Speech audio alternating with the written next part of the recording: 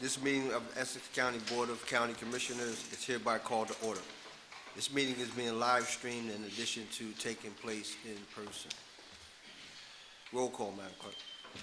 Commissioner Cooper, absent. Commissioner Gill, absent. Commissioner Graham. Here. Commissioner Johnson, absent. Commissioner Luciano. Here. Commissioner Mercado. Here. Commissioner Vice President Pomares. Here. Commissioner Siebel, absent. Commissioner President Richardson. Here. All right. Please stand for a salute to the flag and then remain standing for a moment of silence. I'm going to ask Commissioner Luciano to lead us in the pledge. I pledge allegiance to the flag of the United States of America and to the republic for which it stands, one nation, under God, indivisible, with liberty and justice for all.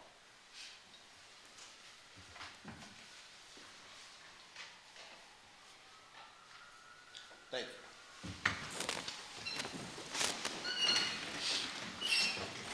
I have before me certification from the clerk that this meeting is in compliance with the Open Public Meetings Act. Madam Clerk, are there any transcripts to be approved? Mr. President, there are none. Madam Clerk, are there any topics of discussion? Mr. President, there are none. Okay, in that case, let us move to public comment session. Tonight's meeting is a combined conference/board meeting, and we will vote on every item on the agenda. So if there is any member of the public who would like to comment on agenda items only, please come to the microphone, state your name, affiliation for the record. You'll have 3 minutes to speak, and there will be time later in the evening for public comment on any other items. So I ask you to please limit your comments at this time to agenda items only. Recognizing Commissioner Siebel. Floor is yours, sir. Good evening. My name is James Troisi, Recording Secretary for the New Jersey Fraternal Order of Police, Lodge 106, and the State Fraternal Order of Police. Speaking to Resolution Number 1 in support of Director Charles's permanent appointment as Director of the Essex County Department of Corrections. I myself came through the ranks with Director Charles over the past going on 30 years, and we've never before had one of our own in the director's spot. So we like to thank the County Executive and the Freeholder Board for making that happen. With that said, he's been the acting director for about 8 weeks. There's some things we like, there's some things we don't. The jury's still out, but we are certainly hopeful. Some items that we want Director Charles to certainly address are the non-civil service hiring practices that were initiated back in May. I don't know if the board ever received the demographics report that it placed as a caveat on approving the resolution May 25th, but we received it under an Oprah request.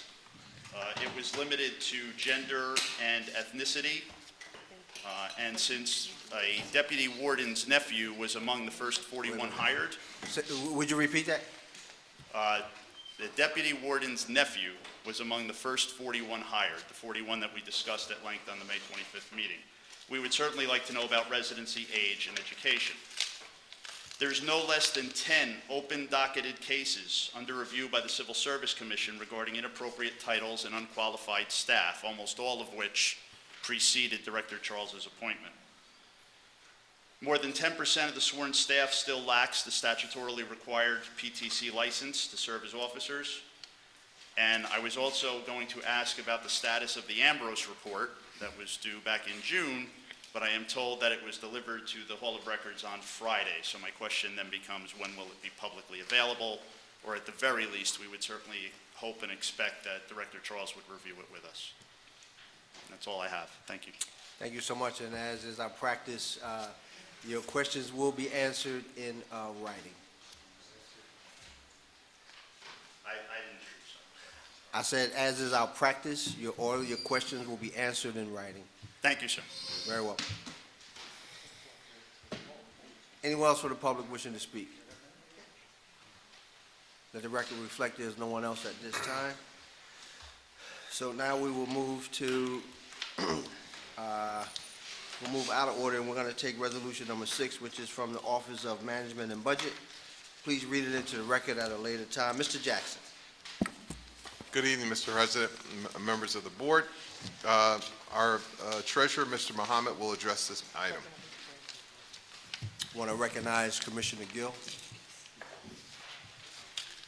Good evening. Hussam Mohammed, County Treasurer. Resolution number 6 is for to amend the capital budget. We are introducing an ordinance tonight. Was not included in the original capital budget, and that's why we amended the capital budget to include that project for the county college.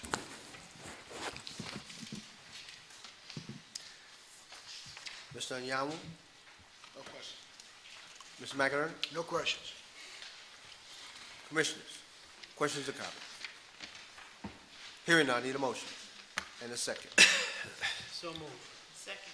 Moved by Commissioner Mercado, second by Commissioner Graham. Roll call, Madam Clerk. Commissioner Cooper, absent. Commissioner Gill. Yes. Commissioner Graham. Yes. Commissioner Johnson, absent. Commissioner Luciano. Yes. Commissioner Mercado. Yes. Commissioner Vice President Pomares. Yes. Commissioner Siebel. Yes. Commissioner President Richardson. Yes. So moved. Okay. Madam Clerk, do we have any ordinances or resolutions for introduction and first reading? Mr. President, we have one. Okay, Madam Clerk, let's move to ordinance number 1, which will be read into the record at a later time. Mr. Jackson. Mr. President, Mr. Mohammed will handle this item also.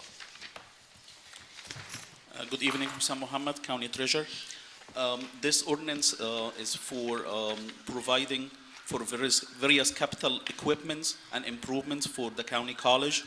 Back in 2020, the Board of School estimate granted the county college $3 million, $1 million every year, and this is the $2 million you're requesting. And this will be for various equipments like lab equipment, classroom equipment, and other equipment needed for the newer campus. Thank you. Mr. Anyanwu. No questions. Mr. McInerney. No questions. Commissioners, questions or comments? Hearing none, I need a mover and a second. I'll move it. I'll second, Mr. President. Moved by Commissioner Siebel, second by Vice President Pomares. Roll call, Madam Clerk. Commissioner Siebel. Yes. Commissioner Vice President Pomares. Yes. Commissioner Mercado. Yes. Commissioner Luciano. Yes. Commissioner Johnson, absent. Commissioner Graham. Yes. Commissioner Gill. Yes. Commissioner Cooper, absent. Commissioner President Richardson. Yes. So moved. Thank you, Madam Clerk. Let's move to ordinance on second reading and public hearing for listing purposes only. Do we have that? Yes, Mr. President. We have 3. Ordinance O-2022-00011. Ordinance O-2022-00012. And ordinance O-2022-00013.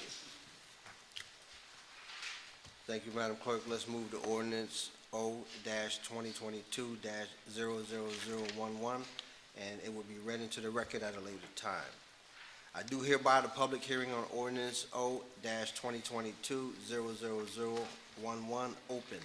If there's any member of the public who would like to comment for or against this ordinance, please come to the microphone and state your name and affiliation for the record. You will have 3 minutes to speak.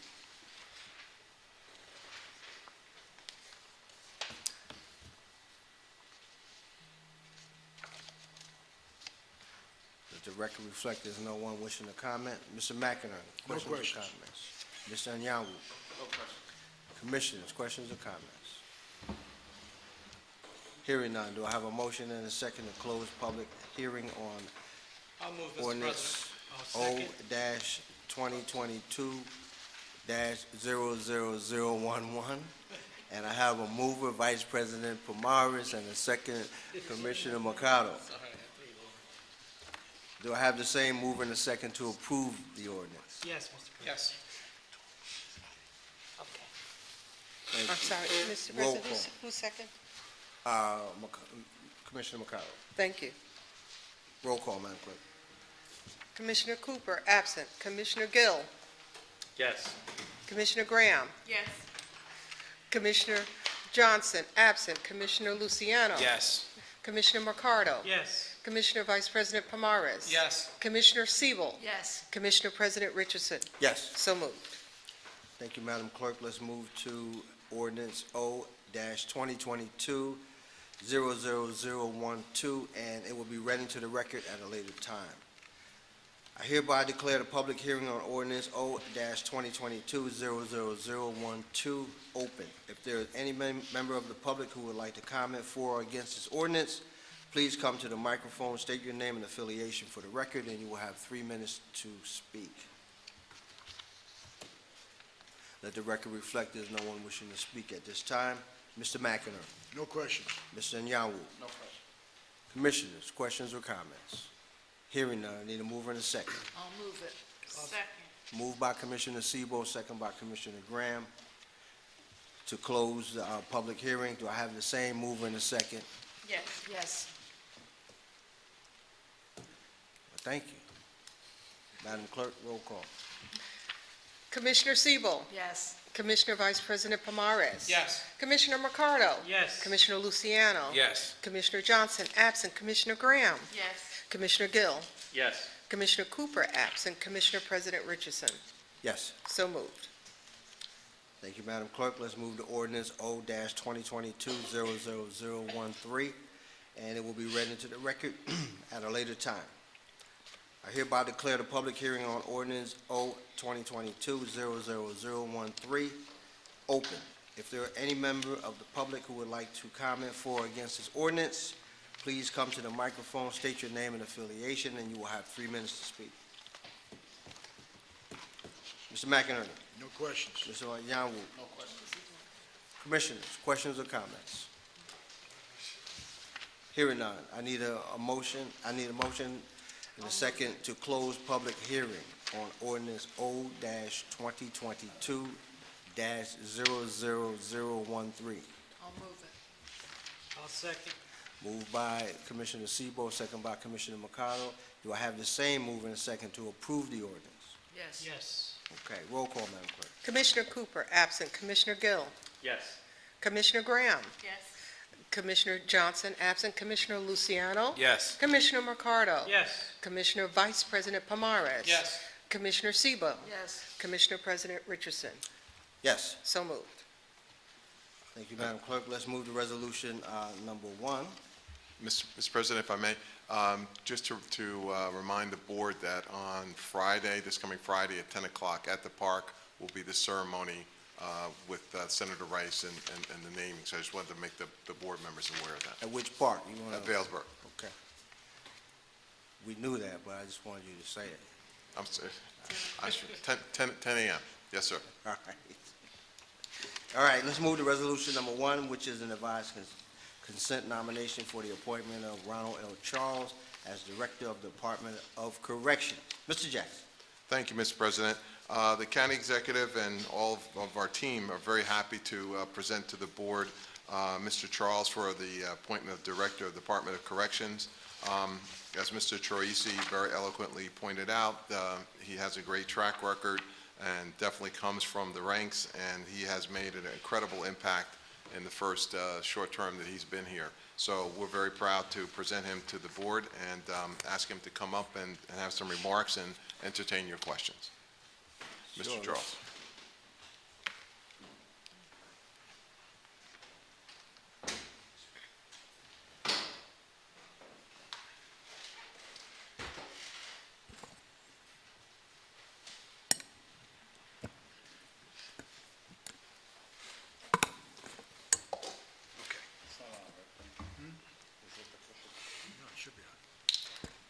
It's on. Okay. Good evening, Mr. President and members of the board. My name is Ronald Charles. Tonight, for your consideration, is my appointment as the Director of Corrections for Essex County. A little bit about my background. I started with the department in 1986 as a correction officer. I rose through the ranks of sergeant, lieutenant, captain, became the warden, and then the assistant director. I retired from the department after 25 years of service in 2011. I then went to run Delaney Hall drug and alcohol facility for a few years. And for the past 9 years, I was the Director of Corrections for the Union County Department of Corrections, which oversaw the jail and the Youth Detention Center. I'll be happy to answer any questions you may have.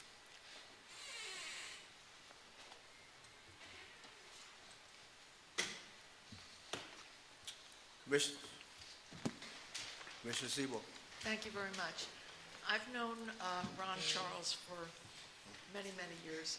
I remember when he first worked for Essex County, and I am really delighted that he is going to be assuming this position.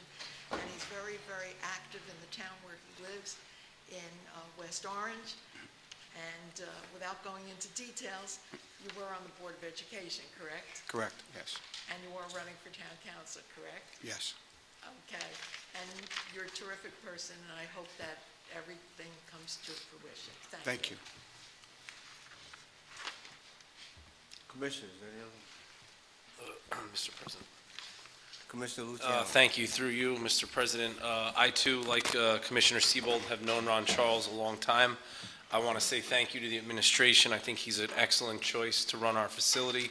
While I believe that the facility runs well, you know, we have had some minor incidents over recent years.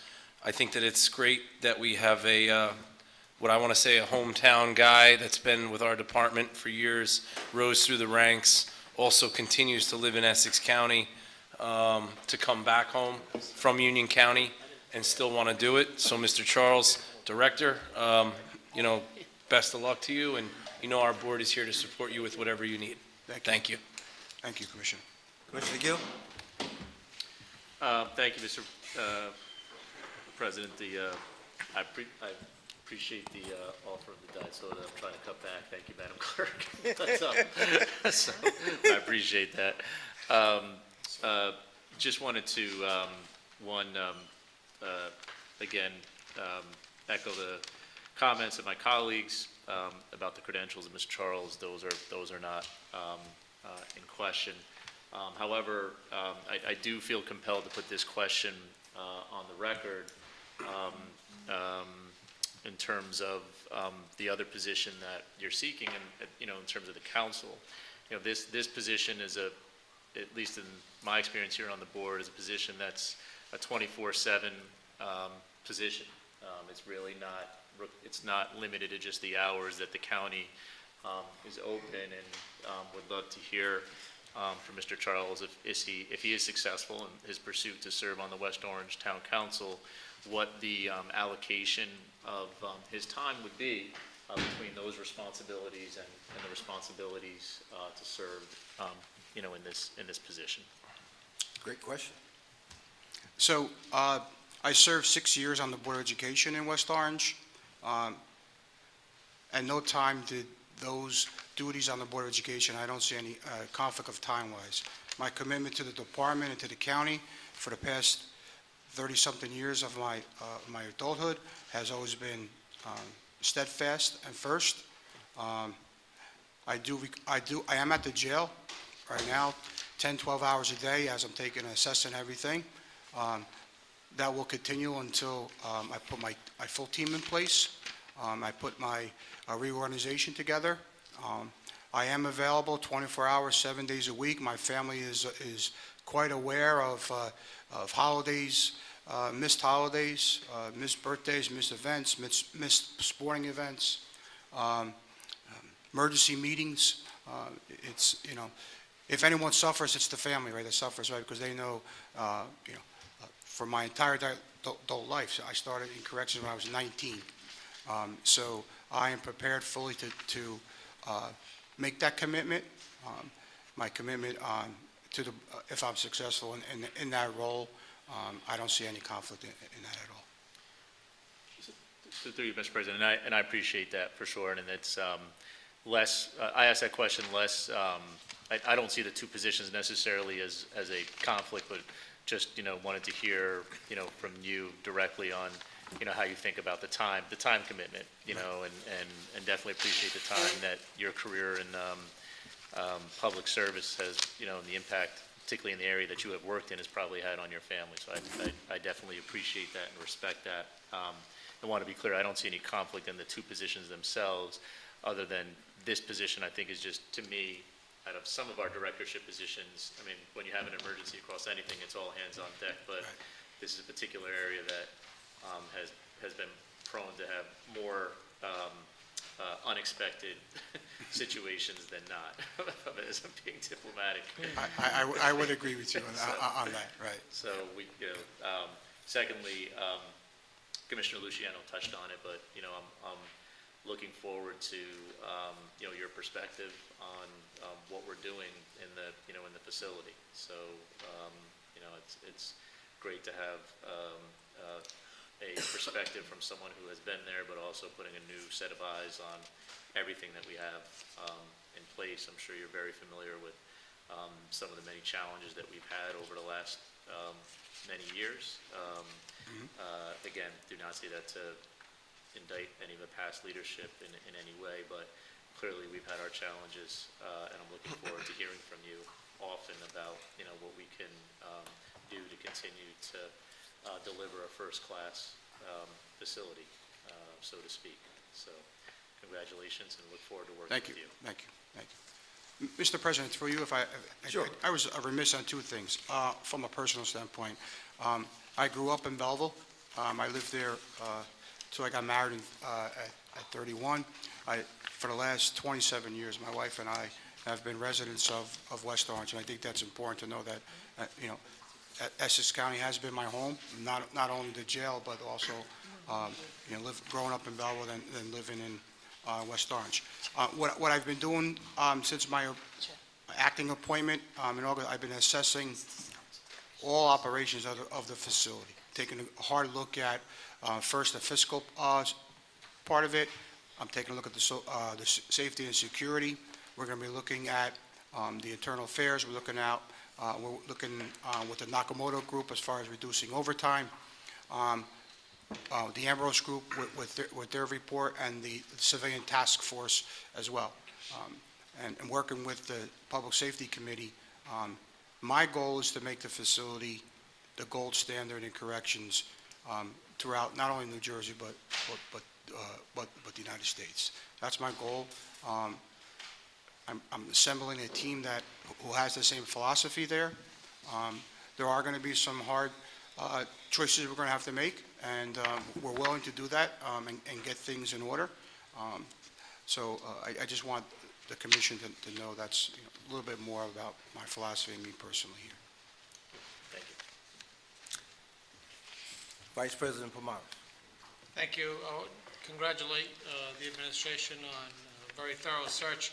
If I may just add one thing to that list you just enunciated, that would be clear communication with the board, so that this board doesn't find out too little too late about things that may be problematic or moving forward. Again, as Commissioner Gill said, it's not an indictment on anything previous, but I think in the relatively short time that I've been here, less than 2 terms, I think it appears that communication over the long term could have been a little bit better.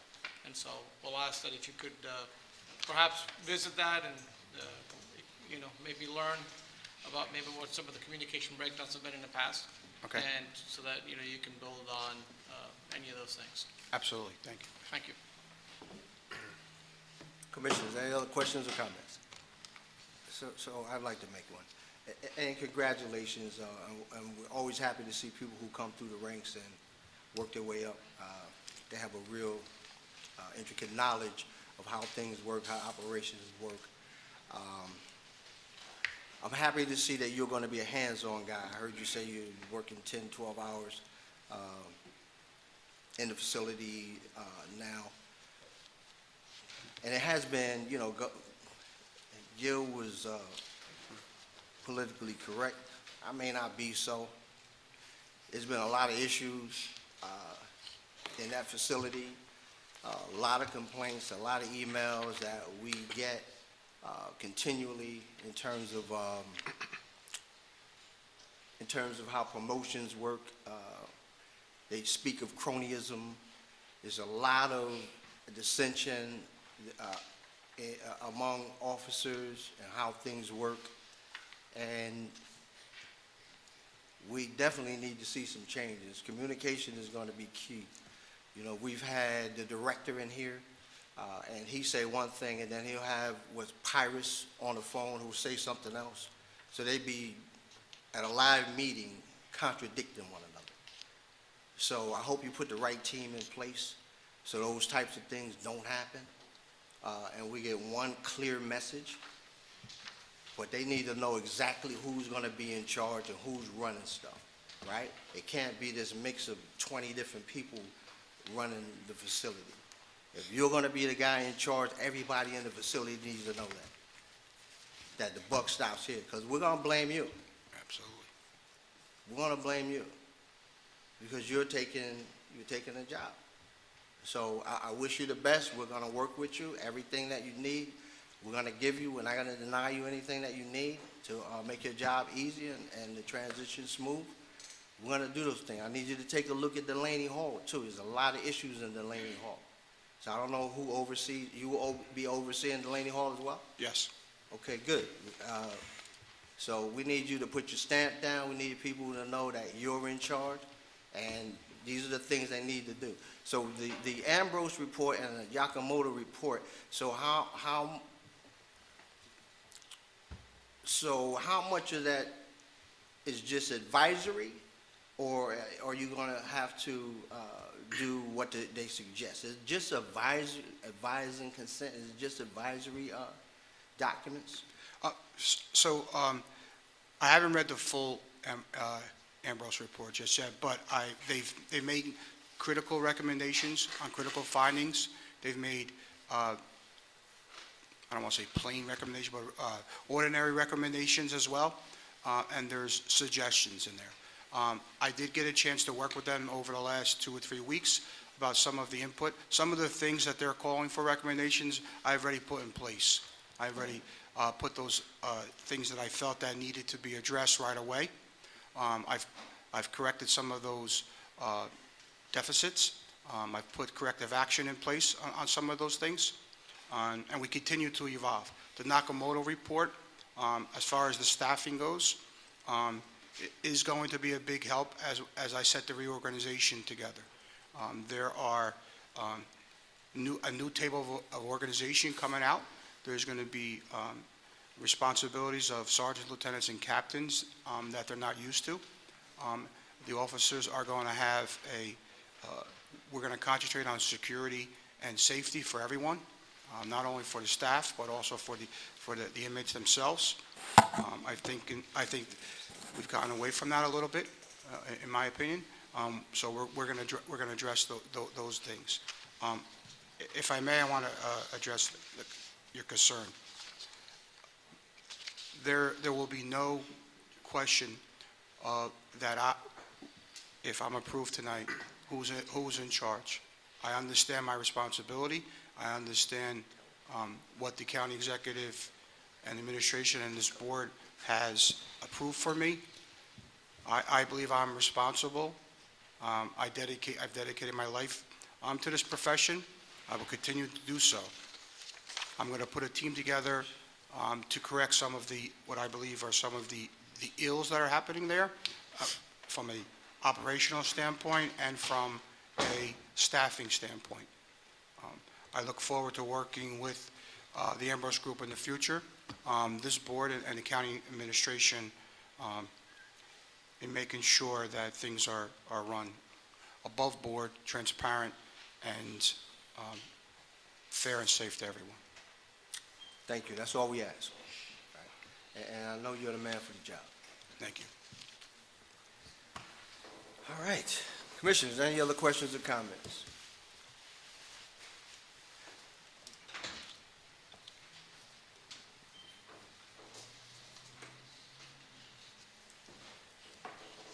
Okay. Now, I have a mover and a second. I'll move it. I'll second, Mr. President. Moved by Commissioner Sebo, second by Vice President Pomares. Roll call, Madam Clerk. Commissioner Siebel. Yes. Commissioner Vice President Pomares. Yes.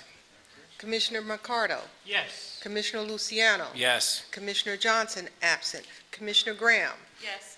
Commissioner Gill. Yes. Commissioner Cooper, absent. Commissioner President Richardson.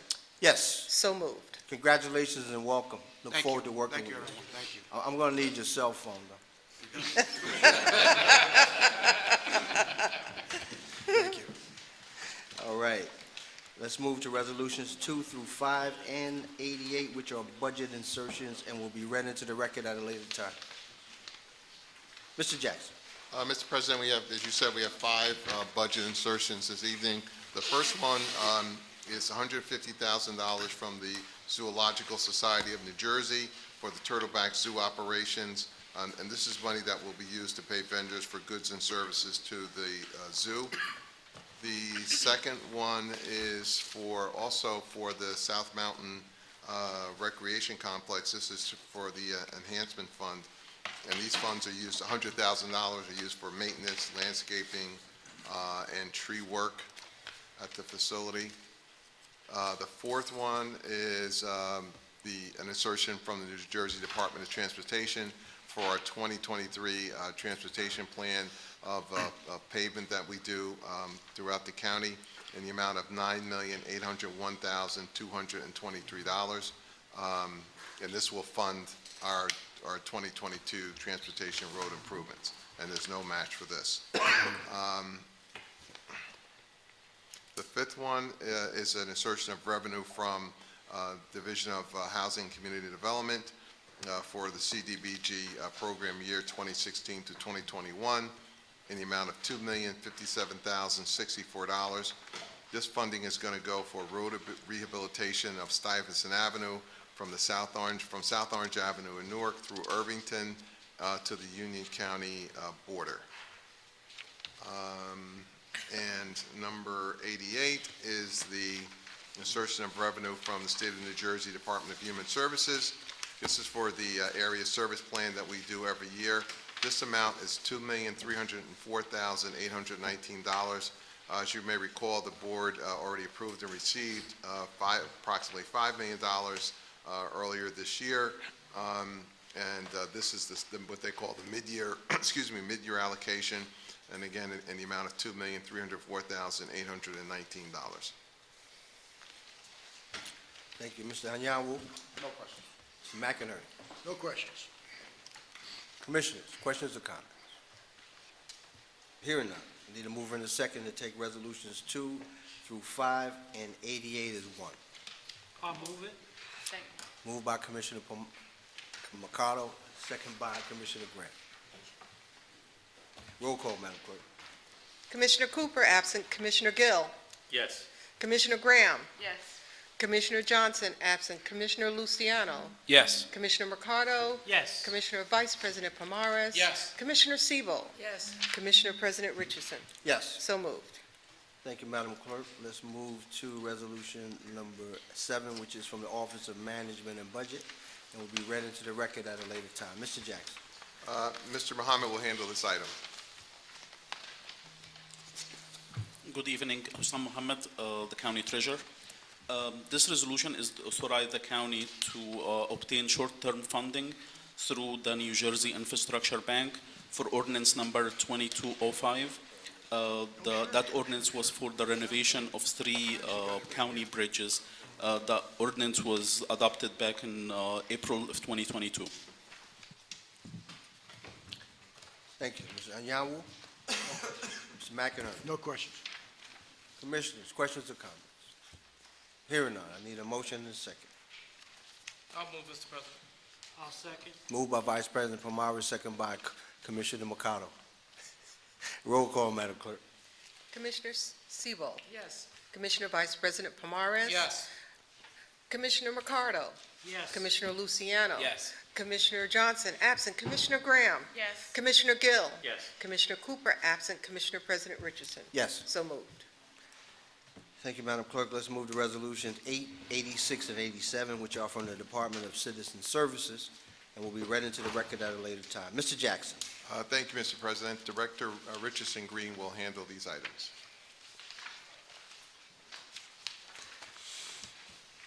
Good evening. Valentina C. Richardson Green, Director of Division of Family Assistance and Benefits. The first item is for the Department of Citizen Services, Division of Family Assistance and Benefits, request approval of emergency declaration payment to, thank you, Gemba Security Solutions for the purchase and installation of PA system at 321 University Avenue, Newark, in the amount of $236,670.24. The reason for the PA system purchase is for security announcements for our customers as well as for our employees in case of emergencies or just for general information purposes. And I'm available for any questions. Just go through all of them and we'll get back to you.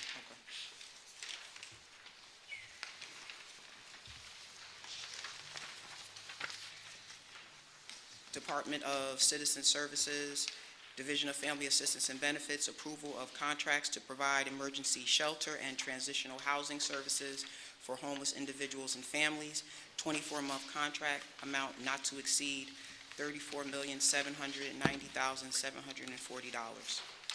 The next item, Department of Citizen Services, County Moore Keeper Office, contract awarded to two lowest responsive and responsible bidders to provide funeral services for unclaimed or indigent direct individual in-ground burials, 24-month agreement, amount not to exceed $350,750. I also have one of our shelter providers for our largest shelter, the YMCA, the supervisor of the shelter here to answer any questions. Thank you. Mr. Nyawu? Yes. With respect to the emergency PA system purchase, that was in response to a fire visitation that necessitated the purchase, right? The emergency itself. Not completely. It was something that was needed. Please speak into the microphone. Not fully. It was something that was needed prior to that, but that just gave us more backing in terms of needing that, in terms of making sure that our customers as well as our employees are notified so that they can get out the building safely. Yeah. Okay, just wanted the record to reflect for the safety and welfare. Health and safety, absolutely. Mr. McInerney? No questions. Commissioner, any questions or comments? Vice President Pomares? Thank you. On number 86, the one that deals with the emergency shelter, there were two denied respondents because of licensing issues. Were those ones that we have previously funded, or were those just folks, new entities that just didn't meet our qualifications? Previously, we have utilized the Halsey Street Association for individuals who were not able to be placed in our regular shelters. That is a hotel motel. And United Community Corp was an organization that we used before, but their licensing was not up to date for the particular contract that we put out. I see. So it was a matter of they're not keeping current? Not having the appropriate shelter license, correct. Okay, thank you. Mr. President, I do have a question. Mr. McInerney? On the emergency shelter grants, the county's responsible for almost $1 million of that. And Mr. McInerney, I can't hear you. I've said the county is responsible for close to $1 million of that agreement. And I was just curious, has that amount been budgeted in the 2022 budget? The amount has been included in the budget. There's a certain percentage based on the type of shelters. If it's a TANF shelter, there's a percentage that's covered by the county. The general assistance, the single individuals, is covered fully by the state. The county's portion for TANF is only 5%, and for their SSI customers is 25%. But it has been included. Okay. Commissioners, any comments or questions? Hearing none, I have a mover and a second. I'll move it. Second. Moved by Commissioner Mercado, second by Commissioner Graham. Roll call, Madam Clerk. Commissioner Cooper, absent. Commissioner Gill? Yes. Commissioner Graham? Yes. Commissioner Johnson, absent. Commissioner Luciano? Yes. Commissioner Mercado? Yes. Commissioner Vice President Pomares? Yes. Commissioner Siebel? Yes. Commissioner President Richardson? Yes. So moved. Thank you. Madam Clerk, let's move to resolution number 9, which is from the Department of Corrections and will be read into the record at a later time. Mr. Jackson. Mr. President, we'll put Mr. Charles right to work, and he's going to handle this one. All right. Or not, I guess. Good evening, Mr. President and members of the Commission. Department of Corrections has one item for your consideration tonight. It's for the responsive bidder to provide sports equipment and games to the recreational supplies to the jail. It's a 24-month contract. These are for games like dominoes, chess, checkers, and decks of cards, passive recreation equipment. I'll be happy to answer any questions you may have. Mr. Nyawu? No question. Mr. McInerney? No questions. Commissioners, questions or comments? Hearing none, need a mover and a second. I'll second, Mr. I'll move it. Moved by Commissioner Mercado, second by VP Pomares. Roll call, Madam Clerk. Commissioner Siebel. Yes. Commissioner Vice President Pomares. Yes. Commissioner Mercado. Yes. Commissioner Luciano. Yes. Commissioner Johnson, absent. Commissioner Graham. Yes. Commissioner Gill. Yes. Commissioner Cooper, absent. Commissioner President Richardson. Yes. So moved. Thank you. Okay, Madam Clerk, let's move to resolutions 10 and 11, which are from the Office of County Council, and will be read into the record at a later time. Mr. Jackson. Mr. President, County Council St. John will handle these items. Good evening, Mr. President. Can you hear me? Yes. Great. Item 10 involves 8+ acres in Cedar Grove that was being used by Cedar Grove, and now through a lease that was to expire in 2024, it's going to expire now in 2022 with the 5-year leases thereafter. They'll be using only the softball/baseball field, and the balance of the property is going to be used by the county. So the baseball and softball fields will be used both by Cedar Grove as well as the county educational facilities. So that involves item number 10. Any questions that anyone might have on the baseball, softball field or Cedar Grove? Go to the next one. I'll take care of that. Okay. Number 11 is to retain an attorney to represent us in the matter of Anthony Capel versus the county. It is a LAD case.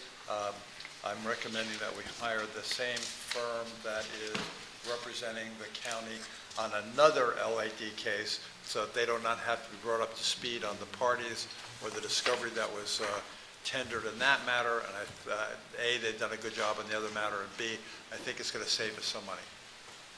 Thank you. Mr. Nyawu? No question. Mr. McInerney? No questions. Commissioners, questions or comments, 10 or 11? Hearing none, I need to move. Commissioner Gill. Thank you, Mr. President. So just on issue number 10, does the county have any other agreements for any of our other fields that are similar to this one? And I guess the reason I'm asking is I've had constituents, this is the groundbreaking that we had about a week ago. Am I just making sure I'm talking about the correct field? So I've had outreach as to why, from the surrounding communities in Cedar Grove, why we would only allow Cedar Grove to use the field. Well, again, it's not just Cedar Grove, it's Essex County schools as well that will be using the field.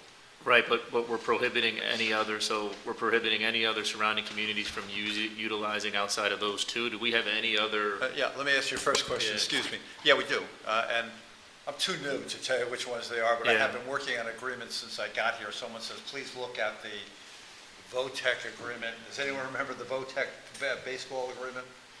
There's a VOTEC baseball Right. agreement with a municipality. I can't tell you, but I can certainly get that information for you. I know we have other agreements with other municipalities. Sure. No, I guess through you, Mr. President, the question I guess the point I'm getting at is are we giving exclusive rights to a municipality because of the VOTEC use of the field? Why are we giving at a county facility exclusive rights to one town for field use? I'm going to assume, again, I was around when the Hilltop project was done 20-something years ago, and I know that there were negotiations with Cedar Grove at the time for the use of that facility in order to accomplish what the county wanted to accomplish with regard to the Hilltop project. Mm-hmm. But I'm going back with my memory of 20-something years ago. I believe that's why They got the original lease for that 8.8+ acres of property as a negotiated term with Cedar Grove to be cooperative with regard to the Hilltop project. Do you remember anything different back then? I don't think any of I you were wasn't here, around. but I can say that I guess to me that the issue is right now, before this change, Cedar Grove had exclusive use of the field.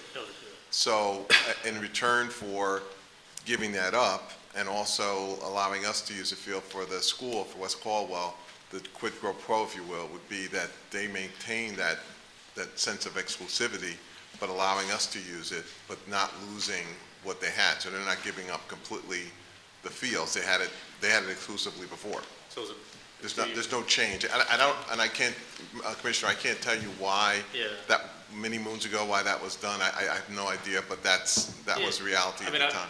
I'm sure you can appreciate, through you, Mr. President, I'm sure you can appreciate, 100%. like when we publicly announced this, other, another town softball and baseball league saying, hey, listen, fields are at a premium. Like, Yeah, Commissioner, one thing to correct. Oh, they don't have Mr. exclusive St. John, but that's allow what him to this- finish. That's, Oh, I'm that's, sorry. that's what this is saying. This is saying that to the municipality, meaning, unless I'm misunderstanding this, are you telling me that for example, are you telling me that the Verona Baseball and Softball League could use this field? Because then I'm misunderstanding what this Okay. agreement says. Be happy to. The agreement is as follows. Cedar Grove will give to the county a schedule for their use of the field for softball and Little League Baseball. Okay, We will block out those dates for the use of Cedar Grove for those times and dates. right, That's the exclusivity, okay, okay? Not for the balance of the use of the field. okay, so then, So, we now have the county facilities that will be using it as well. If there is an extra use of the field that's possible, we own the field, so I don't see any limitation on it if Verona came to well, the county and we said. should clarify that, because that is not the way it was projected in the press, Mr. President. Like, it was very clear, so I appreciate that. If that's the case, and these other organizations, just like if any of our other fields, will be able to, through you, Mr. President, back to the administration, because it's more a question of policy. To me, it's more of a policy question than a legal question. I understand the agreement. I have no issue with the legal ramifications of the agreement. I'm really not asking a legal question. I'm asking a policy question, which is, when we announced this, we said one town gets to use this field, and one town only. And the Cedar Grove officials were pretty clear, too. No one else was using this field. So that's inconsistent with what we announced. So when we had the press conference. So I do need, hopefully you can get an answer, back as to, through you, Mr. President, as to whether or not, what our county council just testified is true, that a town could apply for the use of the field once all those dates are filled up. Well, again, let me go back to what I said. At the beginning of the year, they'll be providing dates. The county's going to block out those dates for them. Yeah. Now you have county use of the fields. Correct. After the county uses the fields, who knows what dates will be available. I am certain that no one I shouldn't say that, I Yeah. haven't read the press, but I'm assuming no one at Cedar Grove said, we have exclusive use of the field. Because that's not the deal. Yeah. That's not the deal in writing. And they don't have exclusive use of the field. They don't even own the field. Okay? So, I'll be happy to circle back on Great. that, but I think I understand and I appreciate that answer, but that's exactly what they said. they did. That's what exactly was conveyed in the hence the outreach to my office. Otherwise, I wouldn't have, if it was said, hey, they have what you're saying is a priority. You're saying priority scheduling is going to be given to the hometown that the field, and we're going to fill those dates first. They have priority on those dates, so those are the dates that are going to get filled first. Then our vocational dates are going to get filled second. And if there's available dates, other communities then, just like any of our other parks, can apply to our scheduling process for time.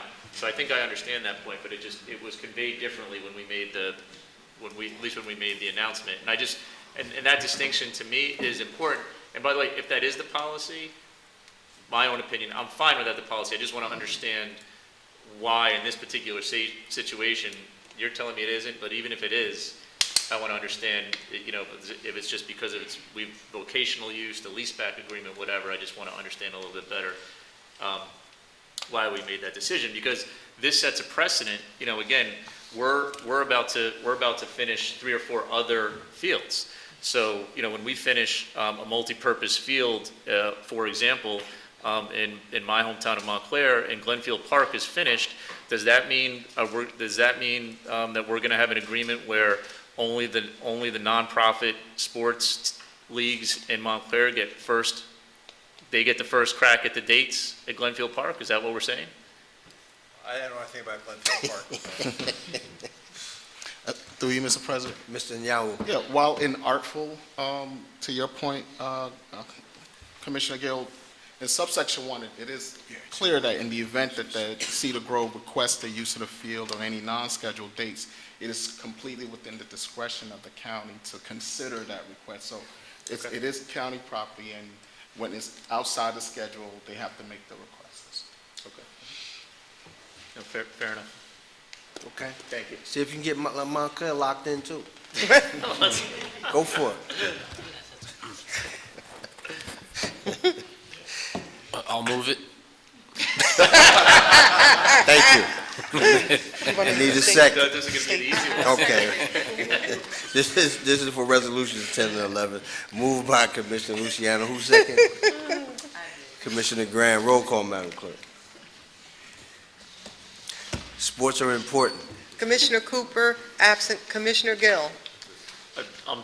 Do we take in 10 and 11 together? 10 and 11 together. So yes on 10, present not voting on 11. Commissioner Graham. Yes. Commissioner Johnson, absent. Commissioner Luciano. Yes. Commissioner Mercado. Yes. Commissioner Vice President Pomares. Yes. Commissioner Siebel. Yes. Commissioner President Richardson. Yes. So moved. Thank you, Madam Clerk. Let's move to resolutions 12 through 15, which are from the Board of Elections, and will be read into the record at a later time. Mr. Jackson. Excuse me, thank you, Mr. President.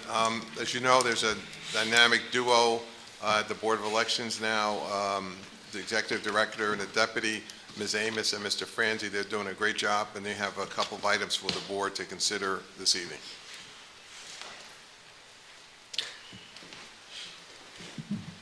Good evening, Mr. President and Commissioners. As my mic is adjusted. Good evening. There you go.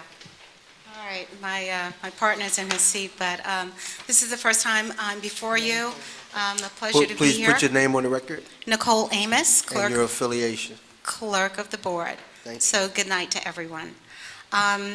Here this evening, Mr. President and Commissioners, with regards to seeking approval for contracts, starting with number 12, we are seeking approval for the contract to Dominion Voting Systems, which provides the scanning of the mail-in ballots and casting ballots, and we're looking at a 12-year contract in the amount not to exceed $24,500. Item number 13, we're seeking approval for contract award to Tritech Systems to provide election voting mail equipment. This is a piece of equipment that was purchased during COVID. What it simply does is scans in the outer envelopes of the ballot. What typically would take days to do, this particular machine allows us to scan ballots and enter them into our system in a matter of minutes to hours, cutting back on time. And looking for that not to exceed the amount of $19,558. Number 14, contract award to No Inc. to provide e-poll pad training, on-site support of hardware and software at polling locations during the general election and early election with a not to exceed the amount of $1,705. And with us tonight, we also have Mr. Kevin Schott. He is the Chief Financial Officer of No Inc. And item number 15, contract to award Dominion Voting Systems, Inc. to provide ballot scanning, training, support, and maintenance services for looking to seek a 12-month contract not to exceed the amount of $57,500. Thank you. Mr. Nyawu. No questions. Mr. McInerney. No questions. Commissioners. Questions or comments? You said you had someone here with you? I just wanted to bring up Mr. Franzi to introduce, and we also have Mr. Schott, the Chief Financial Officer of No Inc., if you have any direct questions for regards to No Inc. contract. So since you brought No Inc. with you, you can introduce your... Oh, sure. Deputy. This is Deputy Clerk Peter Franzi, who's here with us tonight. And we also have Mr. Kevin Schott. He's our Chief Financial Officer for No Inc. So let's get Mr. Schott up here, and you can Sure. put your name on the record. Tell us a little bit about the company and what you're going to do for this $177,000. My name is Kevin Schott. I am, again, the CFO for No Inc., who provides electronic poll books for your voting system, where we're checking in the people who are voting. We're not counting the votes, we're just checking those people in. What we're providing is on-site support, not only during the early election period, but also for election day. We'll have people on site helping out your poll workers. Also have people at the Board of Elections facility if any problems might occur with the electronic poll books at any point in time. Thank you. Commissioners, any questions or comments? Commissioner Siebel. Yes, I have a question on one of the items, if it applies to what I'm talking about.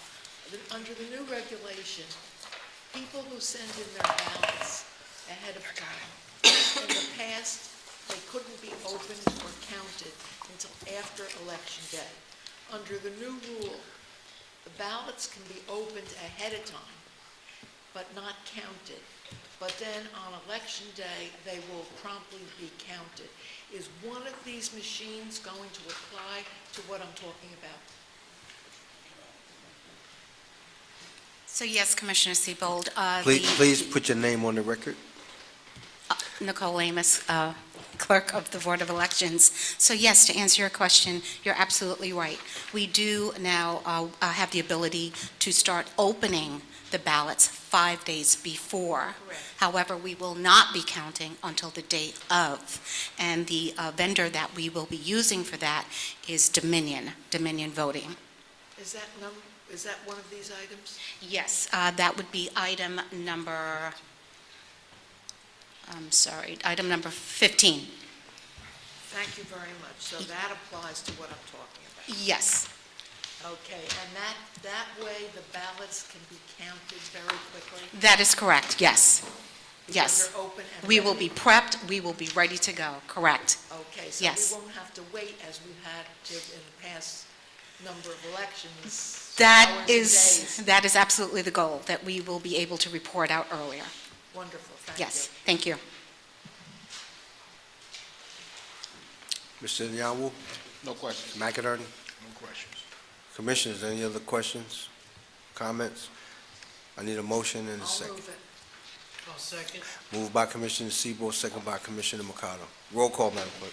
Commissioner Siebel. Yes. Commissioner Vice President Pomares. Yes. Commissioner Mercado. Yes. Commissioner Luciano. Yes. Commissioner Johnson, absent. Commissioner Graham. Yes. Commissioner Gill, absent. Commissioner Cooper, absent. Commissioner President Richardson. Yes. So moved. Mr. President, if I may, sorry. Vice President. I'm a little late to this, I was just kind of thinking of it. I think because of elections and the impact and how significant they are, we just request that every time we have a vendor coming to provide a service, that the new board clerk bring those vendors here, because if we have any direct questions for Dominion, they're not here today, right? So might I just add that recommendation that when you have in the future other vendors, because the significance of the election process as a whole is paramount. And so we make just that suggestion to you, no matter how small the contract, that we bring these vendors in. Very well. Thank you very much. Thank you. Thank you, Mr. President. My Thank apologies you. for being late on that. Not a problem. And Dominion, their rep, does live in Essex County, if I'm not mistaken. So it should be easy to get him here. Thank you, Madam Clerk. Let's move to resolutions 16 through 19, which are from the Division of the Hospital Center and will be read into the record at a later time. Mr. Jackson. Thank you, Mr. President. Director Del Gaudio is going to handle these items. Good Good evening. Frank Delgadio, Director of Health and Rehab for the county. Resolution 16 is a professional service contract for psychiatry and physician placement services. It's a 12-month agreement. Two firms responded to the RFP, and we're asking your permission to award contracts to both of these firms, Adelphi Medical Staffing and Jackson Coker Locum Tenens. The amount not to exceed $150,000. Adelphi bid $30,000 for each placement, and Jackson Coker bid $45,000 for each placement. Both firms are based out of Georgia. Item number 17, it's a contract award, Strategic Health Solutions. This is for our health department. It's a firm for consulting services to help with the accreditation of the department. It's a contract not to exceed $27,500, and it's a 12-month term. An RFP was issued on that, and two firms responded. Item number 18 is a contract award to Green Valley Landscaping. This was a bid. This is for landscaping services, two-year contract award, not to exceed $26,112. This is a Verona-based business. Item number 19 is a affiliation agreement with Seton Hall University School of Nursing. And that's no cost to the county. The students do their rotation at the hospital center and provide services for our patients. Thank you. Mr. Anyanwu? No questions. Mr. McInerney? No questions. Commissioners, questions, comments? Hearing none, need to move in a second. I'll move. Second. Moved by Commissioner Luciano, second by Commissioner Mercado. Roll call, Madam Clerk. This is take resolution 16 through 19. Commissioner Cooper, absent. Commissioner Gill. Yes. Commissioner Graham. Yes. Commissioner Johnson, absent. Commissioner Luciano. Yes. Commissioner Mercado. Yes. Commissioner Vice President Pomares. Yes. Commissioner Siebel. Yes. Commissioner President Richardson. Yes. So moved. Commissioner Gill. Number, can I be in the affirmative for number 12 through 15? Yes, And- but he was out, so he wants to be yes for 12 through 15. But you add that. And No, he was absent, and I did roll. present not voting on 19. Okay. Duly noted. Thank you. Okay, Madam Clerk, let's move to resolution number 20, which is from the Division of Community Health and will be read into the record at a later time. Mr. Jackson. Mr. President, Ms. DeGrazia will handle this item.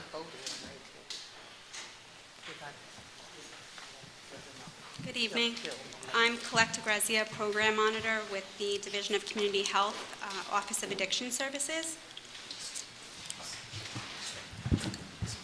Thank you. Thank you. Resolution number 20 is a request to amend 7 existing subcontracts for our Chapter 51 grant in the amount of $130,000. Chapter 51 is a yearly contract which provides substance use treatment and prevention services to indigent populations in Essex County struggling with substance use disorder. And we're requesting approval to reallocate funds from 3 of our providers, Turning Point, Cope Center, and Family Connections, totaling $130,000 due to underspending. And we would like to allocate the $130,000 to 2 of our providers that may run out of funding, causing a disruption in services without the reallocation. So that will be $70,000 to Greater Essex Counseling Services and $60,000 to Main Street Counseling Center. And I have representatives here from both of those agencies, Steve Margiotis from Main Street Counseling, and Katie Linton and Chris Vadas from Greater Essex, if you have any questions. Thank you. Mr. Nyawu. No questions. Mr. McInerney. No questions. Board, questions or comments? Mr. President, busy night for me. Commissioner Gill. The two recipients again, you listed the other recipients. Who are the actual two recipients tonight? They're here. Who are receiving the additional funding? Yeah, the 130 that we're voting on, who are those two recipients? Sure, Main Street Counseling Center and Greater Essex Counseling. Okay, thank you. Thank you, Mr. President. Would you like to speak to me? I'm good, thank you. All right. I need a mover in a second. I'll move, Mr. President. I'll second. Moved by Vice President Pomaris, second by Commissioner Mercado. Roll call, Madam Clerk. Commissioner Siebel. Yes. Commissioner Vice President Pomares. Yes. Commissioner Mercado. Yes. Commissioner Luciano. Yes. Commissioner Johnson, absent. Commissioner Graham. Yes. Commissioner Gill. Yes. Commissioner Cooper, absent. Commissioner President Richardson. Yes. So moved. So, Mr. President, some news that you might be happy and the administration might be happy about. All right. I actually have to excuse myself to go to back-to-school night for my 10-year-old. So I'm sure everyone's thrilled to hear that, so thank you. So is that the news? I thought you were really going to tell us something. No, I have to excuse myself from the meeting, so thank you, appreciate it. Have a good night. So we might get out of here early now.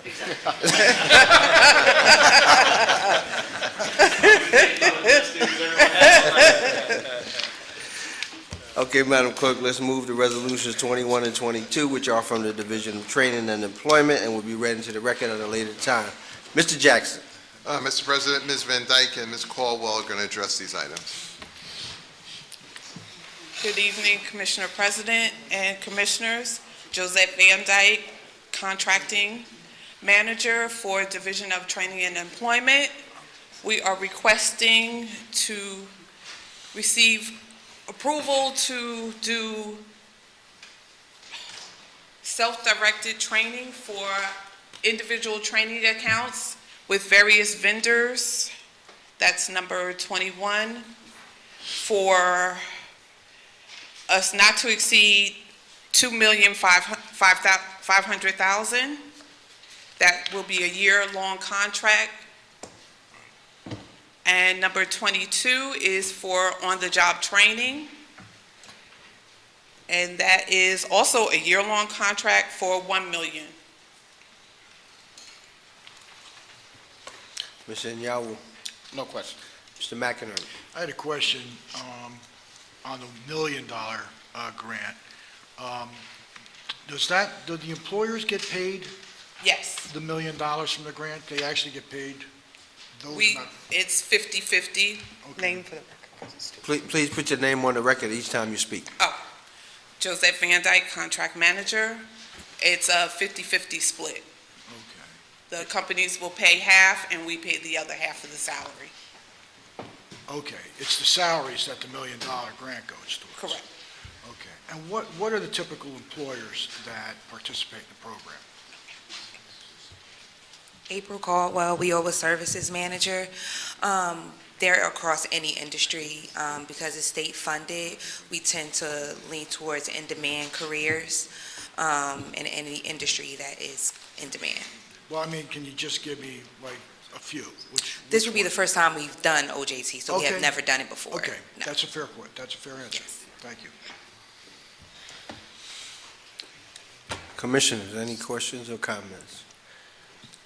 I have one. So how long do the employers have to employ the people in the program, So the the way- recipients? April Caldwell, WIOA Services Manager.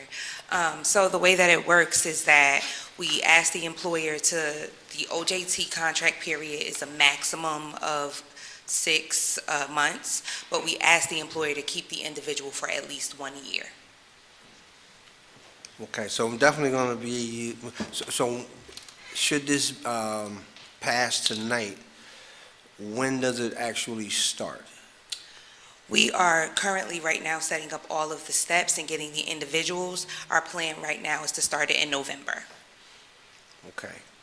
So we'd love to hear a report after the first 6 months to see how successful you are, those industries who are hiring the folks, and if they're keeping them for 6 months. And then we'll follow up with you after that to see if any of the employers who you've asked to keep them longer have done so.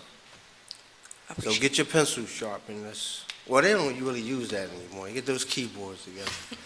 Absolutely. Thank you. Commissioners, any other questions or comments? I need a mover and a second. I'll move it. Second. Moved by Commissioner Mercado, second by Commissioner Grant. Roll call, Madam Clerk. Commissioner Siebel. Yes. Commissioner Vice President Pomares. Yes. Commissioner Mercado. Yes. Commissioner Luciano. Yes. Commissioner Johnson. Absent Commissioner Graham. Yes. Commissioner Gill. Absent. Commissioner Cooper. Absent. Commissioner President Richardson. Yes. So moved. Thank you, Madam Clerk. Let's move to resolutions 23 through 26, which are from the Division of Housing and Community Development and will be read into the record at a later time. Mr. Jackson. Mr. President, Mrs. Soares is going to handle these items. Good evening. Through you, Mr. President, John Soares, the Director of Division of Housing and Community Development. On item number 3, the Division of Housing and Community Development is seeking approval on an amendment to the Program Year 21 CDBG grant between Essex County, Division of Housing and Community Development, and the Township of Belleville. We had previously received approval via resolution from the Board of County Commissioners to enter an agreement with the Township of Belleville in the amount of $335,000 for water main reconstruction of various roads, including Rocco Street from Newark Avenue to Newcomb Street. The Township is requesting that the scope of work for Rocco Street be extended from Newcomb Street to Sanford Avenue in order to reinforce the water main grid for the Clara Mass Medical Center, as well as residents for that section of the road. This proposed amendment of the program year 2021 plan has been made available to the public, and no comments have been received to date.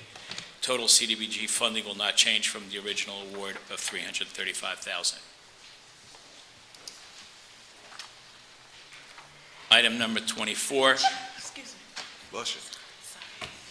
The Division of Housing and Community Development is seeking approval to enter into contract with Essex County Division of Community Action for processing applications for the CDBG CV rental assistance in the amount of $1,500,000. Eligible applicants must be income-eligible residents from one of the 18 municipalities participating in the Essex County Consortium. Excludes Bloomfield, East Orange, Irvington, and Newark, which receive their own entitlements directly. The provision of the rental assistance funding for an area resident must be justified as preventing, preparing for, and/or responding to the coronavirus. Requested funding cannot be a duplication of benefits received or to be received from other resources. Item 25, the Division of Housing and Community Development is seeking approval to exercise the 24-month contract extension with Beneviti Incorporated to provide community development software management solutions, amount not to exceed $36,480. The majority of the costs are for user licenses for staff each year to utilize the management software. This software will continue to create efficiencies not realized by manual systems that were in place, reduces errors in processing, and enable management to focus efforts to critical needs of the division. Additionally, the system has provided transparency to applicants through CDBG, ESG, and home programs, and allows the clients to see in real time where their application is. The company is based in Atlanta.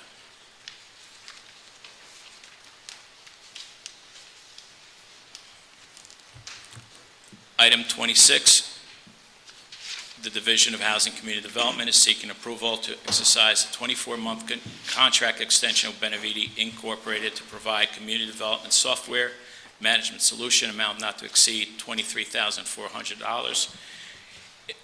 It's similar to 25, but this is for the COVID grants that we received.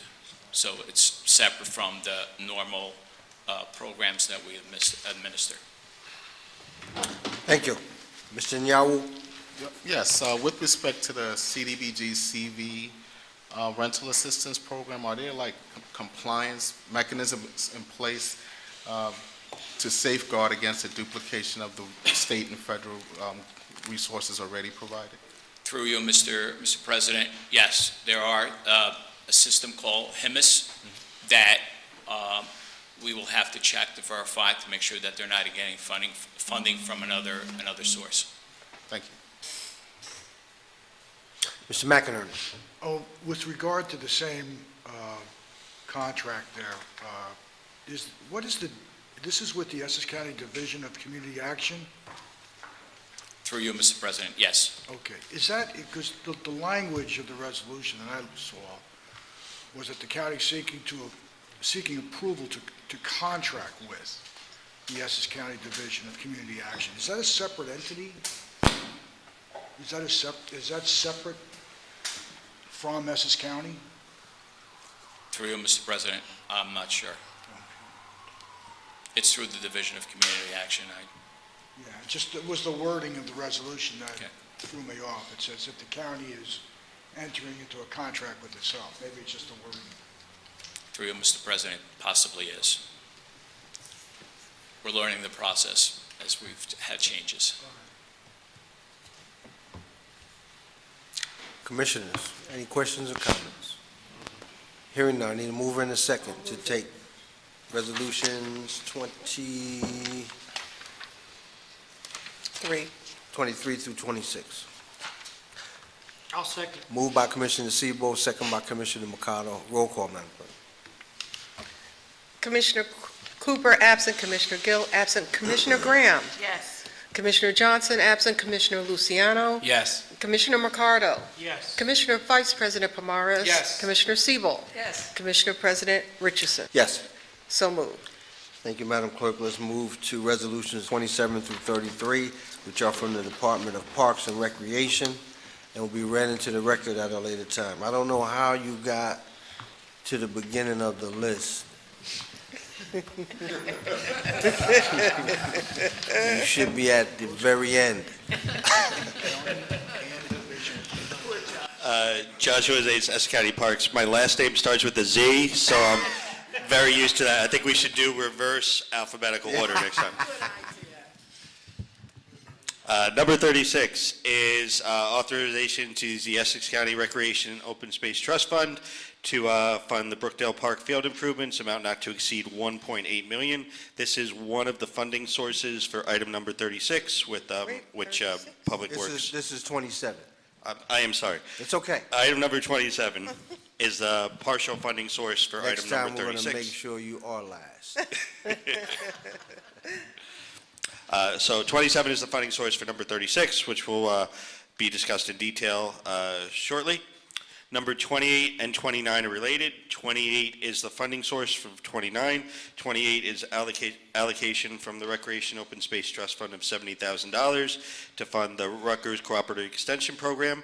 And then number 29 is the actual contract with the Rutgers Cooperative Extension Program. They are based out of Garibaldi Hall over in the Environmental Center, and the Rutgers program provides programs involving agriculture, natural resource management, gardening, food production, botany, family and consumer sciences, and they pull their services to deliver these items to Essex County residents. Number 30 is a contract award to Corp C Corp DBA Hodges Party Rental, sole responsive bidder to provide items for special events and concerts, 24-month contract not to exceed $275,000. This is to rent various items that we use for various events throughout the calendar year, such as tables, chairs, tents. Those items will be used Halloween events, holiday lights, senior wellness, Earth Day, and so on. Number 31, contract award to Shoger Property Services to provide landscape maintenance at Cedar Grove Park, 18-month contract extension, which would run from April 1st, 2023 through December 31st, 2024, amount not to exceed $120,999.96. Specifically, the months of service are April 1st, 2023 through December 31st, 2023. Then there's a break, and then it starts up again April 1st, 2024, and then finally ends December 31st, 2024. And during those 18 months, the monthly fee is $6,722.22. Number 32, contract award to Down to Earth Farms, sole responsive bidder to provide pickup, removal, and disposal of animal waste at the Turtleback Zoo. 24-month contract not to exceed $202,176. This is a part fixed and part as needed contract. The fixed part is $67,392,000, which remains the as needed at $134,784. Simply, this is dumpsters, for lack of a better term, that are left over at the zoo. The animal waste is then brought to these dumpsters, and this company then picks up the animal waste and disposes of it. Number 33 is a change order with the Migos Cleaning Service for janitorial and porter services at the South Mountain Recreation contract.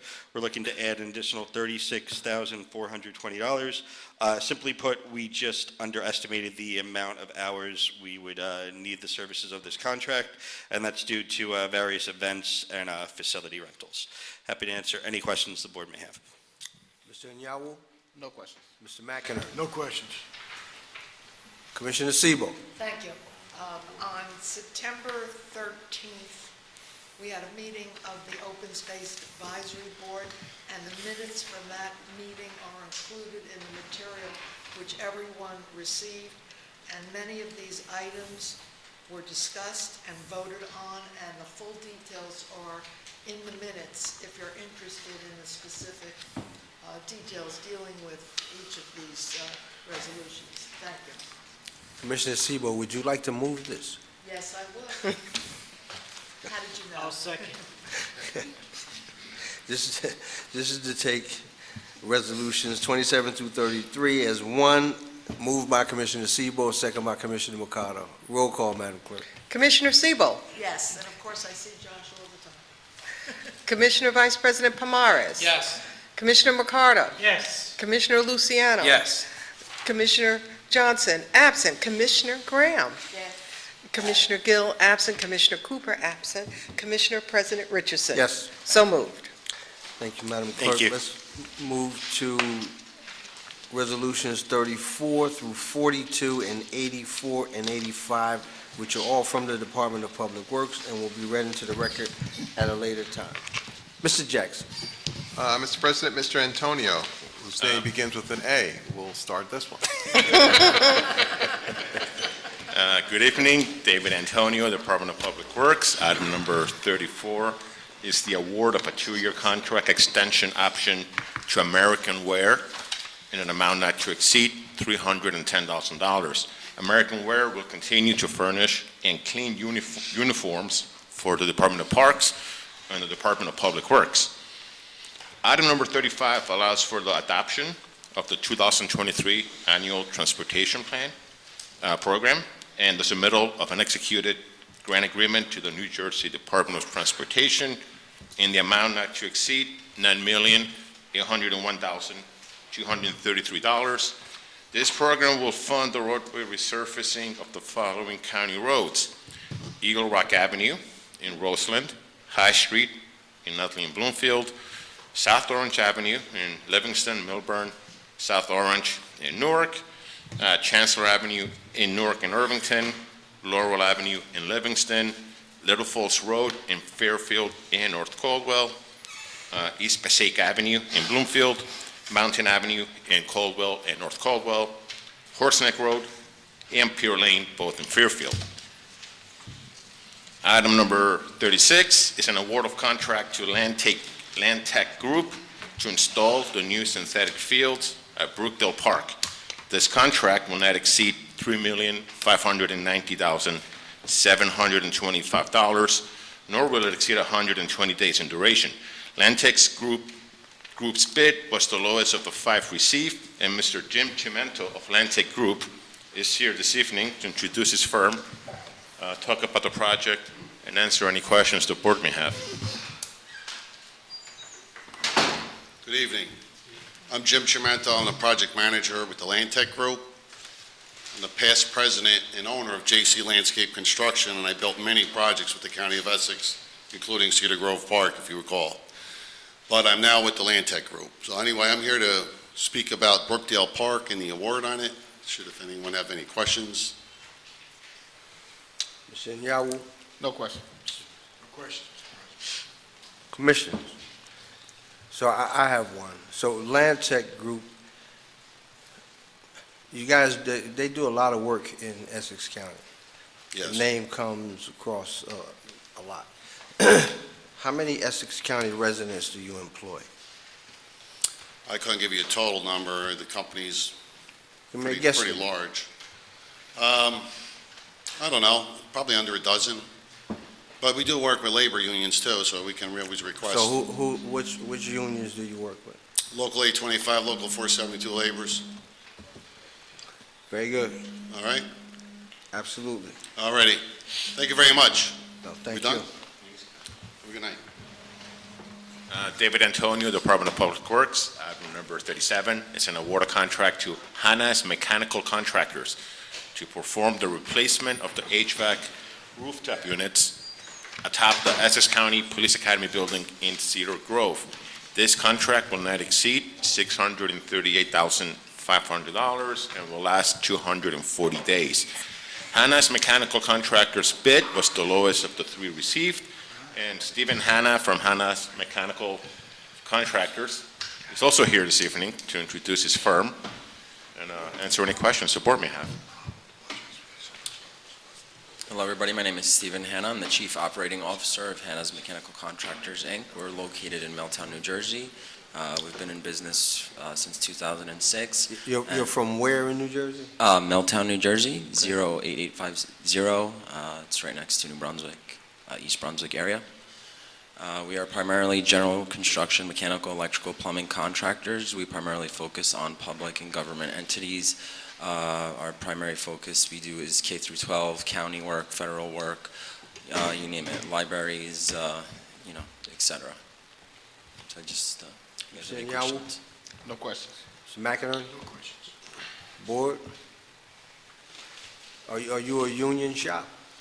We are an open merit-based shop, but primarily most of our contractors are union contractors, so our controls contractors, our steel contractors, roofing are all union contractors. How many Essex County residents do you employ? At the moment, currently we are like a 15-man shop, so none of our direct employees live in Essex County, but our subcontractors, crane rental, things like that nature, they're in Essex County. Did you fill out the aspirational goal? Yes. Yeah, we're of course, I will try to meet that goal of 35%. I am aware of it. Thank you.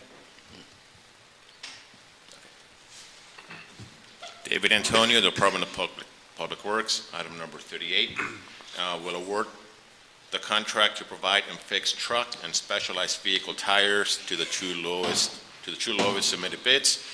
This one contract will not exceed $80,000 in the aggregate and will be awarded to Barnwell House of Tires in Fairfield and F&S Tire Corporation in Addison. Item number 39 is an award of contract to Barnwell House of Tires to provide tires for various county fleet vehicles over a one-year period in an amount not to exceed $80,000. Barnwell House of Tires was the sole bid received.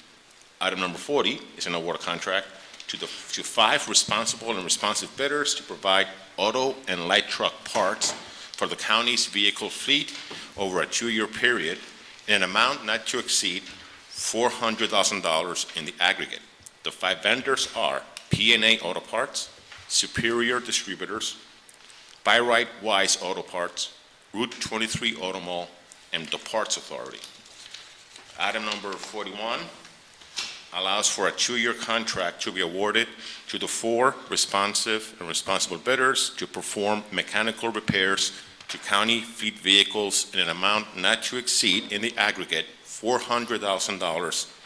The 4 vendors are Route 23 Auto Mall, Air Brake Equipment, Ferrara's Transmission, and A. Lembo Car and Heavy Truck Collision. Item number 42 is an award of contract to Digital Team 6 to perform computer network maintenance over a 2-year period in an amount not to exceed $86,000. Digital Team 6's bid was the lowest of the 4 received. And item number 84 authorizes the submittal of a grant funding application to the New Jersey Department of Transportation to undertake the streetscape improvements to Main Street in Orange and West Orange between Park Avenue and Scotland Road. This application is being made through the 2023 Transportation Alternatives Program. And item number 85 is an award of contract to Smith Sandy Asphalt Construction in the amount of $1,770,127 to undertake the road resurfacing of Stuyvesant Avenue from South Orange Avenue to the county limits. Smith Sandy's bid was the lowest of the 7 received, and Mr. Bobo of Smith Sandy is also here this evening to introduce his firm and answer any questions the board may have. Good evening. My name is Michael Boble, and I'm an employee of Smith Sunday for the last 23 years. Smith Sunday's been in the asphalt paving business for 76 years. Our clientele base runs from municipalities to county work to the NJDOT. We are a union shop. Our laborers are 472, our operators are the 825, and our truckers are the Teamsters Local 560. And to answer one of your questions, approximately 18% of our employees are Essex County residents. Very good. Mr. Nyawu? No questions. Mr. McInerney? No questions. Commissioners, any questions or comments? Vice President Pomares? For number 35, I want to go back. Okay. You're good? On 35, you had mentioned some of the names on the road paving, Sure. and included East Passaic Avenue, and I'm assuming that goes through Bloomfield and Port Nutley and all that. That's correct. It has had an extensive amount of PSE&G work. Now, I'm sure that before you pave anything, you reach out to PSE&G. But it seems that we've had a vicious cycle lately where recently repaved roads have been ripped up and torn apart and then only partially patched. I know no one in this room is a stranger to this scenario, as I see everyone's head bobbing. Can I implore that somehow this doesn't happen again, because it's already happened prior to East Passaic on Hoover, because it transitions right into the Passaics east and west. And we've had this significant issue, and it is a main thoroughfare through Bloomfield, Nutley, and on the way connecting, Belleville as well.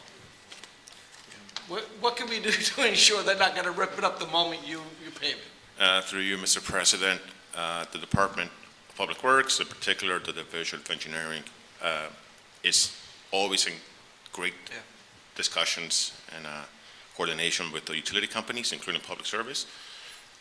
More so than ever, we're aware of the situation, and we're working double time to make sure that this doesn't happen in the future, because I'm we're sure aware you of this are, happening. but I have to ask that question, because anyone in Bloomfield right now who has any idea that that's going to get repaved, the first thing they're going to say is, just wait till PSE&G rips it up again. So I beg to ask the question, what are we doing to ensure that this doesn't happen? And I know that this is not something you would be ignoring or omitting. It's probably standard procedure, I'm sure. Through you, Mr. President, that is correct. Utility coordination is part of any resurfacing project. And like I said earlier, more than ever, it is of great importance to us to make sure that this does not happen. So our engineers are in constant communication with public service. Thank you, Mr. Antonelli. Thank you. Commissioners, any other questions or comments? Hearing none, need a mover and a second. I'll second, Mr. Mercado. Moved by Commissioner Mercado, second by Vice President Pomares. Roll call, Madam Clerk. To take 34 through 42, 84, and 85 as one. Commissioner Cooper, absent. Commissioner Gill, absent.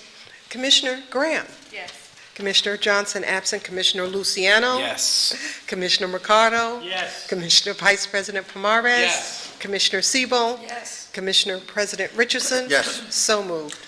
Thank you, Madam Clerk. Let's move to resolutions 43 and 44, which are from the Office of the County Exec and will be read into the record at a later time. Mr. Jackson. Thank you, Mr. President. 43 is a resolution ceremoniously naming Franklin Avenue in Nutley and Belleville as Tina Servasio Boulevard in honor of Ms. Servasio, who's the Grand Marshal for the 2022 parade. Ms. Servasio is the lead sports anchor and reporter on WNYW Fox 5. Item 44 is a contract with Aspercolas acres, the sole responsive and responsible bidder to provide procurement of produce for the Senior Wellness Day in an amount not to exceed $40,000. This is providing assortment of fruit and vegetables for seniors who are for our Senior Wellness Day, which again is on Tuesday at the South Mountain Arena, and hopefully we'll see everybody there. Mr. Nyawu? No question. Mr. McInerney? No question. Commissioners, questions or comments? Hearing none, need a mover and a second. I'll move it. Moved by Commissioner Graham, second by Commissioner Luciano. Roll call, Madam Clerk. Commissioner Siebel. Yes. Commissioner Vice President Pomares. Yes. Commissioner Mercado. Yes. Commissioner Luciano. Yes. Commissioner Johnson, absent. Commissioner Graham. Yes. Commissioner Gill, absent. Commissioner Cooper, absent. Commissioner President Richardson. Yes. So moved. Thank you, Madam Clerk. Let's move to Resolution 45, which is from the Office of Purchasing and will be read to the record at a later date. Mr. Coulter. Needs no introduction. Mr. President, today we have a representative from WB Mason, Phil Natal, which is the lowest, or I should say the highest discount for a national catalog that we put out. We had 3 bidders, and WB Mason was the highest, which is at 12.6%. Phil Natal is here with us, and I'll explain. Good evening, Mr. President. That's kind of misleading. You say he was the highest bidder? He was the highest discount. And we do sell pencils and pencil sharpeners. Please put your name on the record, please. My name is Phil Natal. Our company is out of Secaucus. We employ 40% from Essex County. Our furniture installers are out of Newark, and we sell over 30,000 different product lines, as you probably have seen in office supply catalog. Well, now it's on the internet, but that's what we do. We've been in business since 1898. Thank you very much. Mr. Nyawu. No question. Mr. McInerney. Just to, I had asked Mr. Coulter his question, but just for the record, everybody who bid on this contract did bid off the same catalog. Through you, Mr. President, yes, they did. It's the National Stationery Catalog. I believe the Commissioner. company now is Ascendant. Commissioner Siebel. I have a question. Is it your truck for your company that I see all over the place? Yes, it is. Always delivering to various Yes, it facilities? is. I see It's all over. I see it all the time. Very colorful. Yes. Yes. Thank you. And now 10% of our fleet is green. Good. County need to think about doing that, too. Yes. You get Jay a scooter.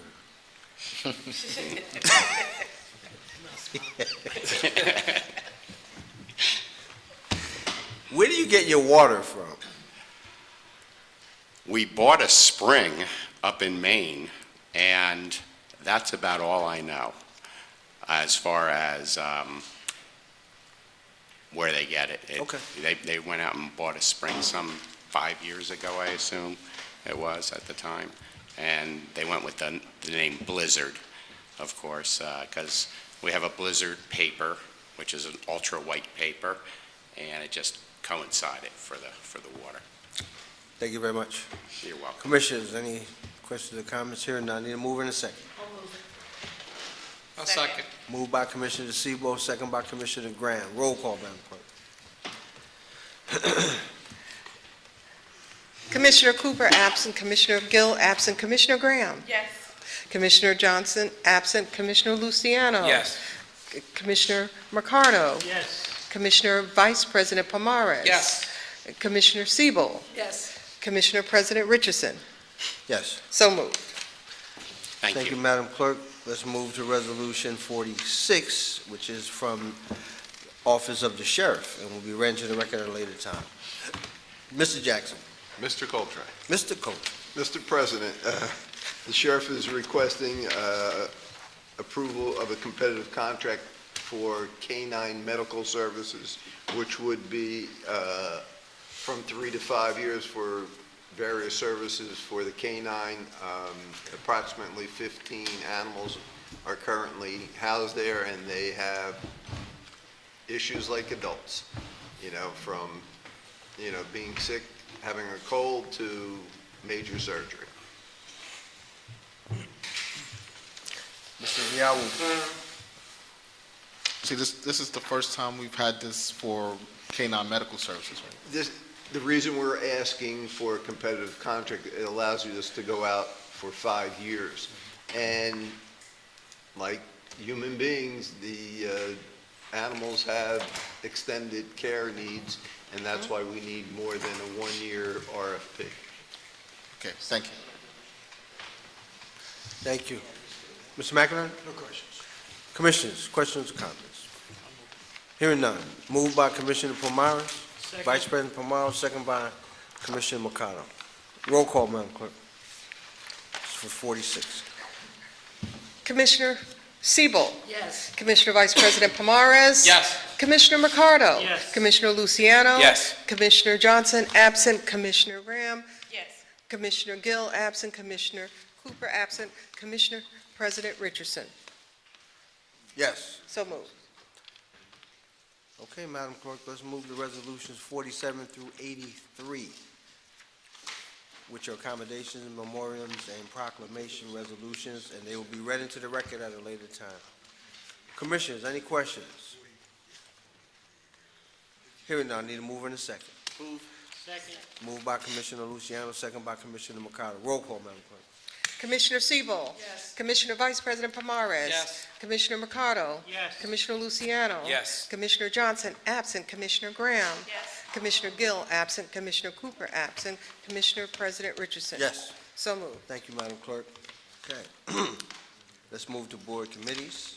Commissioners, do we have any reports of board committees? How about any legislative reports? Any written communications? Any unfinished business? Okay, in that case, let's move to public comment session on this. If there's any member of the public wishing to speak, Good evening. please- It's so please, good to see you everybody. You have to slow down, cat lady. And Okay. squeeze it right underneath the, Okay. All right, First of all- hold on Okay. 1 second. Well, I'm know- loud enough. You don't I need a know microphone. you're excited and all. Okay, You I haven't am. been Good here to in a see while. everybody here Yeah. and to see number 83. It's a perfect night. And you are my top cats here. Okay, so you'll have, just put your name and affiliation on the Mama record. You have Meow, 3 min- Gala. 3 minutes to speak. Go ahead. 567 The floor- Stuyvesant Avenue. The floor is yours. Irvington, New Jersey. I want to tell you, there's 2 special events, not only the Global Cat Day, it's October is Make a Difference Day and month. Each one of you, it doesn't mean to be October, have made a difference in Essex County, and I want to thank you very much. Your time, your effort, and your caring for Essex County, you're always putting us first, and I truly appreciate that. The reason why I'm here tonight is not only that I'm excited and dancing that we have a Global Cat Day, I want to thank our Commissioner Graham. She's in Irvington, working very hard with Honorable Mayor Boss. We have St. Hubert's trapping, neutering, returning, and managing our community cats. But unfortunately, in Essex County, not everybody's doing it. And we need to I would like to see Essex County be the role model to show all the counties in New Jersey we're the best. And the only way we're going to do this is by making a team effort in Essex County. Senator Lesniak has Lesniak Institute in Kane University.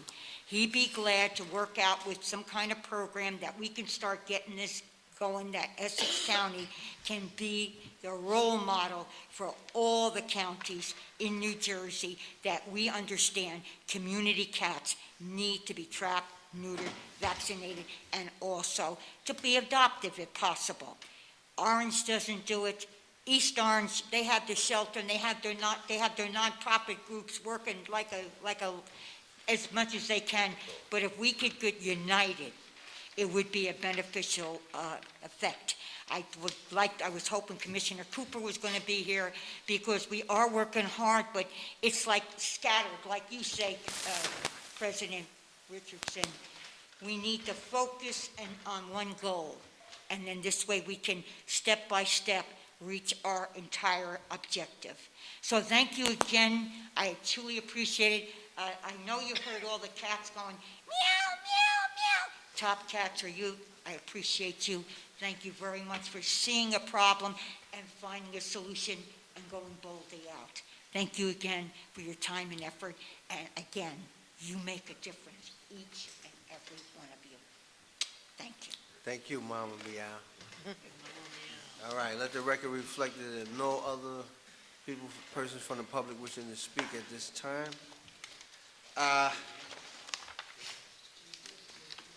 Commissioners, any questions or comments? I have one.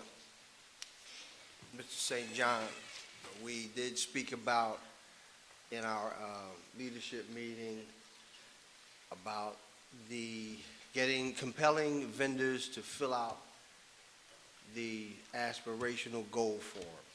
Has there been any progress? No. Okay, let me help you. Why can't we just compel them to have to fill out every piece of paper in their bid specs? I actually spent an hour today doing legal research into the question, so the answer still is no, unfortunately. And so we can't compel the bidders to fill out all the paperwork in the bid package? I didn't say that. I'm trying to accomplish the same thing that you're trying to accomplish. I think it's a lofty goal. I just want to make sure we can do it correctly. As I said, I spent an hour this afternoon doing research to try to come up with an effective answer. I think let's just proceed the way we've been proceeding, but I'd like to back it up for you with appropriate legal research. Mr. Coltrane, is there anything that prevents us from compelling bidders from just filling out all the paperwork in the bid? I'm going to defer to council. Basically, if somebody doesn't fill it out, it's not a mandatory rejection. There are only certain items that are mandatory rejections. So nobody said it was going to be a mandatory rejection. I didn't ask you to reject the bid. That was not the question. The question was, can we compel all bidders to fill out every piece of paper in the bid? I'm going to have to, Mr. President, defer to council. Okay. They do it in other towns. I know that to be a fact. Anyway, anything else? Motion to adjourn. So moved. Is that all, everything?